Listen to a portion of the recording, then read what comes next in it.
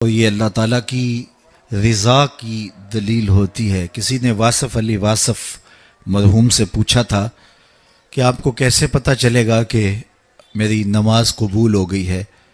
تو کہا ایک نماز کے بعد جب دوسری عطا ہو جائے تو سمجھ لو پہلی قبول کر لی گئی ہے۔ تو یہ سعادت مند لوگ ہیں جو 5 گانا نماز شعار زندگی رکھتے ہیں اور ان کی نماز قضا نہیں ہونے پاتی۔ خوش نصیب لوگوں کا یہ مقسوم ہے، اور بد نصیب لوگوں کو یہ سزا کے طور پہ اللہ کے حضور حاضر ہونے سے محروم کر دیا جاتا ہے، اور وہ سمجھتے ہیں ہم نہیں پڑھتے۔ میں کہتا ہوں تم کون ہو نہ پڑھنے والے؟ وہ تمہیں اپنے در پہ بلاتا ہی نہیں، توفیق ہی نہیں نصیب ہوتی۔ وہ پرانے زمانے میں جب بڑی گہما گہمی ہوا کرتی تھی لاہور ریلوے اسٹیشن پر، تو لوگ جب آیا کرتے تھے تو کلی بھر کے ان کا سامان تھام لیتے اور جہاں ان کو جانا ہوتا وہاں پہنچا دیتے۔ تو ایک صاحب اترے تو ایک بوڑھے کلی نے سامان پکڑ لیا، تو جب اسٹیشن سے باہر آئے تو سامنے نوری مسجد پڑتی ہے، تو اس کے قریب پہنچ کر اس نے کہا کہ میکلوڈ روڈ پہ جانا تھا، تو کہا میری نماز اثر ابھی رہتی ہے تو تم سامان کے پاس رکو میں نماز پڑھ لوں۔ تو بابا جی اندر چلے گئے، نماز تعدیل ارکان کے ساتھ ادا کی۔ اب یہ بابو بہت پریشان تھا کہ کافی وقت لگ رہا ہے اور میں نے اپنے ہوٹل میں پہنچنا ہے، تو وہ بار بار اندر جھانکتا ہے تو بابا جی ابھی رکوع میں ہیں، بابا جی ابھی قیام میں ہیں، کبھی سجدے میں ہیں۔ خیر اس نے وقت گزارا، خیر بابا جی نے سلام پھیرا۔ ان کی عادت تھی کہ اس کے بعد تسبیحات فاطمہ بھی پڑھا کرتے تھے، تو وہ پڑھنے لگ گئے۔ تو اس کا پیمانہ صبر لبریز ہو گیا، تو یہ آگے بڑھا اور جہاں جوتے اتارے جاتے ہیں وہاں کھڑا ہو کے مسجد کے اندر جھانک کر کے کہتا ہے بابا آ بھی جا، تینوں کیڑی شے باہر نہیں آن دیندی؟ تو بابے نے پلٹ کے دیکھا اور ہنس کے کہا پتر جیڑی شے تینوں اندر نہیں آن دیندی۔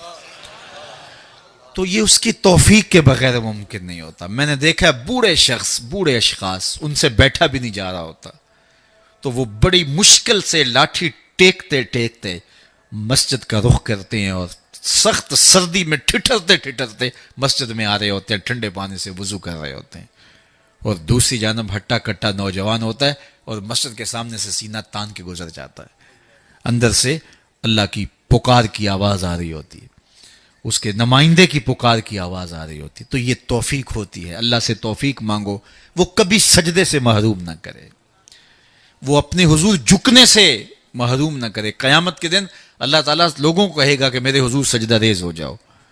آج اگر کوئی نماز پڑھتا ہے یا نہیں پڑھتا، قیامت کے دن تو چاہے گا کہ میں اس کی حضور سجدہ ریز ہو جاؤں۔ جب سورج سوا نیزے پہ ہوگا پھر تو کوئی انکار نہیں ہوگا۔ بے نمازی سجدہ کرنا چاہیں گے بھی کمر اکڑ جائے گی، نہیں کر پائیں گے۔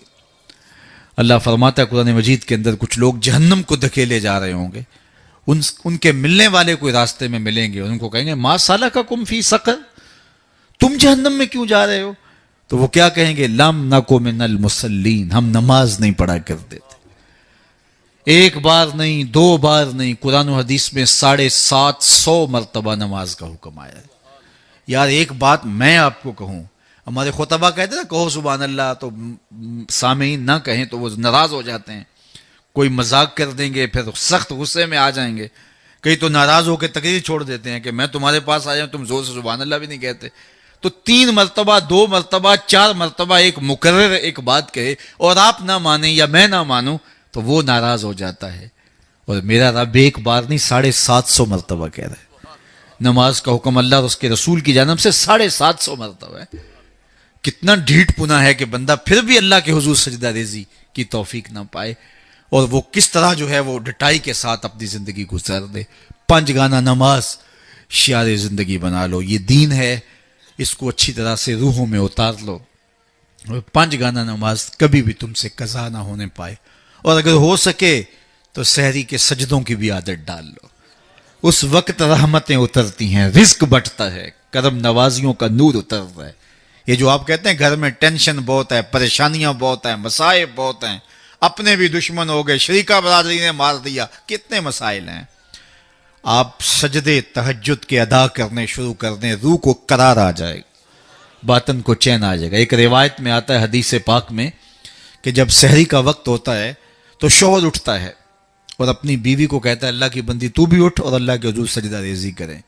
سارے دن کی تھکی ہوئی خاتون اٹھ نہیں پاتی تو وہ خیر وضو کر کے واپس جب آتا ہے تو چلو میں تھوڑا سا پانی لے آتا ہے اور اپنی بیوی کے چہرے پہ چھڑک دیتا ہے اور مصلی بچھا کے نماز پڑھنے لگ جاتا ہے. تو بیوی اٹھتی ہے، دیکھتی ہے کہ میرا شوہر نماز پڑھ رہا ہے تو اس کو بھی خیال آتا ہے تو وہ بھی اٹھتی ہے، وضو کرتی ہے، شوہر کے قریب مصلی بچھا کے وہ بھی نماز پڑھنے لگ جاتی ہے. سحری کا وقت ہے، نیم اندھیرا ہے، کوئی دیکھنے والا نہیں.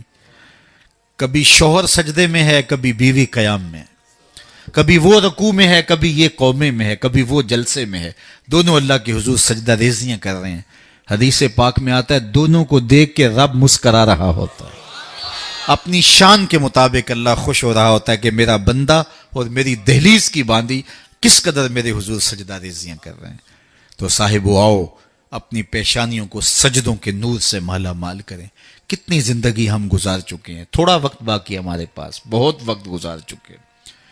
نہ جانے اٹھنے والا اگلا قدم کہاں ہے. آج موقع ہے کل نہیں ہوگا.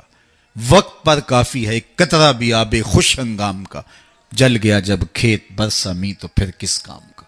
پھر پچھتاوے سے کیا، آج کا پچھتاوا کل کی بہتری کی ضمانت ہوگی. کل کا پچھتاوا حسرت اور دکھ کو بڑھانے کے علاوہ اور کچھ نہیں ہوگا. آج لے ان کی پناہ، آج مدد مانگ ان سے، کل قیامت کو نہ مانیں گے اگر مان گیا. اقبال نے کہا تھا موسم اچھا پانی وافر مٹی بھی زرخیز، جس نے اپنا کھیت نہ سینچا وہ کیسا دہقان.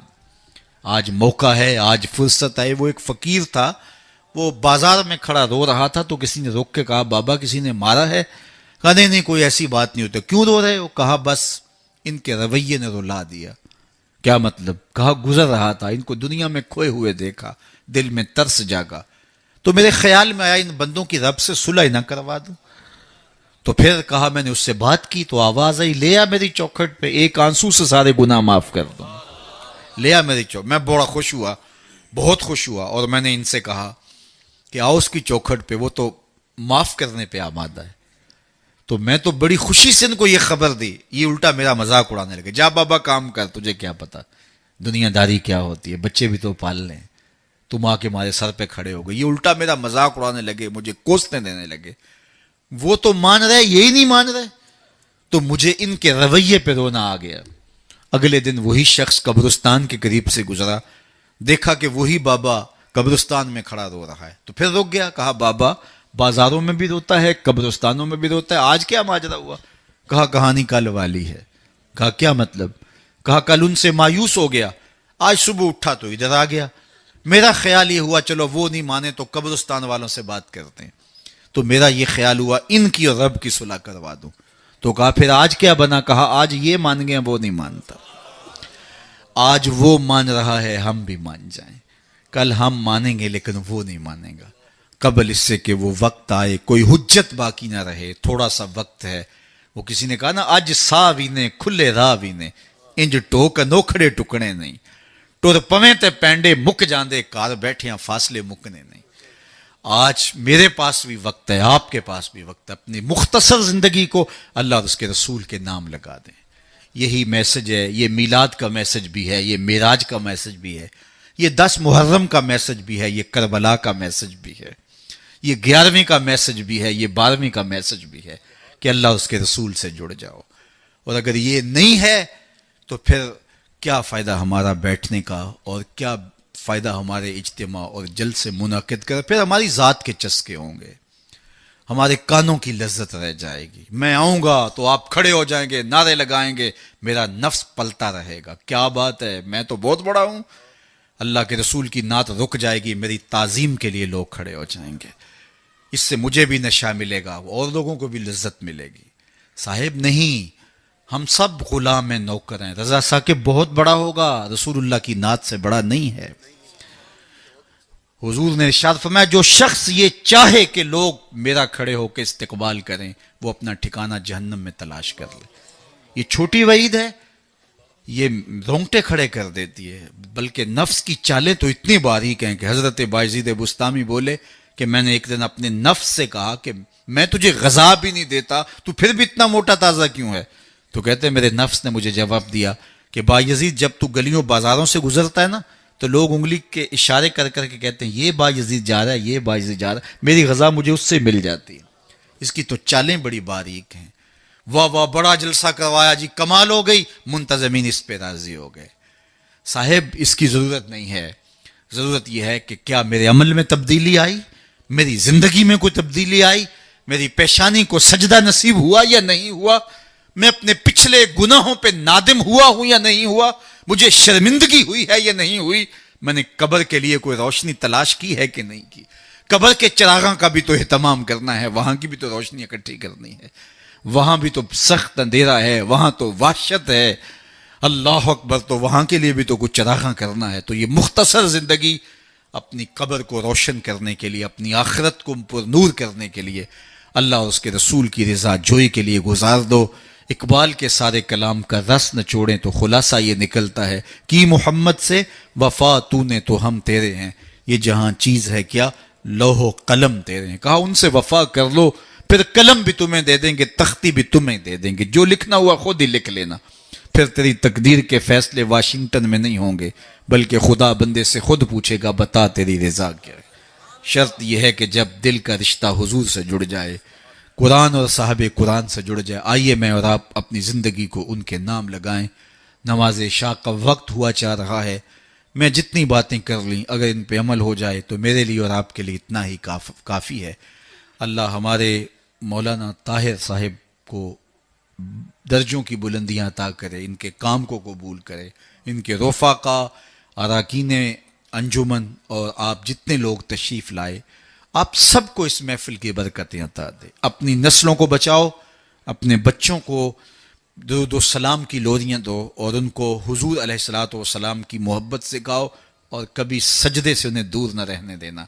ان کی پیشانیوں کو بچپن سے ہی سجدے سے آشنا کرو، بیٹیوں کو پردے کی تلقین کرو، بچپن میں ہی تلقین کرو، اور ان کو قرآن مجید پڑھنے کی تلقین کرو، اور سجدے سے کبھی ہمارے گھر نا آشنا نہ ہو۔ کتنا خوبصورت گھر ہے کہ جب صبح کے اجالے پھوٹتے ہیں تو مرد مسجدوں کو نکل پڑتے ہیں اور بیٹیاں گھروں میں مصلے بچھا لیتی ہیں، اور کتنا بد نصیب ہے وہ گھرانہ کہ درختوں پر چڑیاں بھی رب کی تسبیح بول رہی ہوتی ہیں، حشرات سے پرندے نکل کر کے بھی اللہ کی تقدیس کے ترانے پڑھ رہے ہوتے ہیں، اور اس گھر سے نیند کے خراٹوں کی آواز آ رہی ہوتی ہے۔ بد نصیب ہے وہ گھر، بدبخت ہیں وہ لوگ کہ جنہیں اللہ کے حضور سجدے کی توفیق نہیں۔ اللہ آپ کو، مجھے، سب کو اپنے حضور جھکنے کی توفیق دے۔